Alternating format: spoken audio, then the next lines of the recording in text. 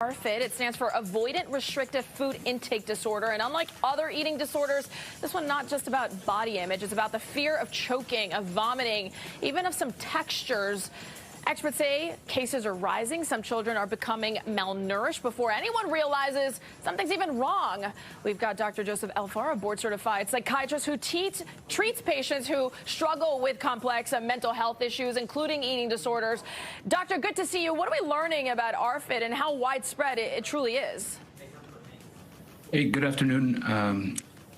ARFID, what it is, it stands for Avoidant Restrictive Food Intake Disorder. And children and teens who suffer from it often lose a significant amount of weight, develop nutrient deficiencies, and can fall behind on growth charts, just like with anorexia, right? So you might think, okay, it's another eating disorder.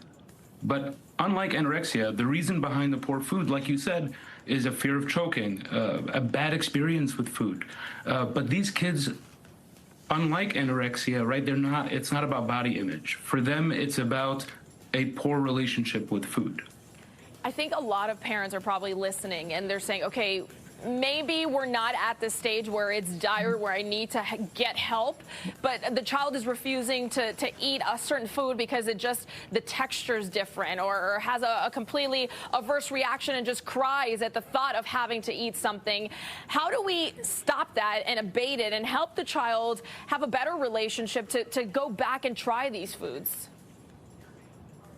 So, yeah, for any parent listening, the first thing I want to do is make sure, that the world is not, the sky is not falling if your kid doesn't want Brussels sprouts, right? Okay.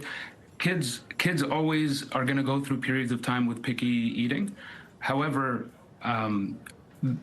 when it becomes an issue like ARFID, it's when you start developing significant weight loss, nutrient deficiencies, intense distress and psychological dysfunction around eating, right? That is when it actually becomes an issue. And this is something that the earlier it is treated, the better outcomes there are. All right. So certainly a good discernment there between picky eating and a true disorder. Doc, good to see you.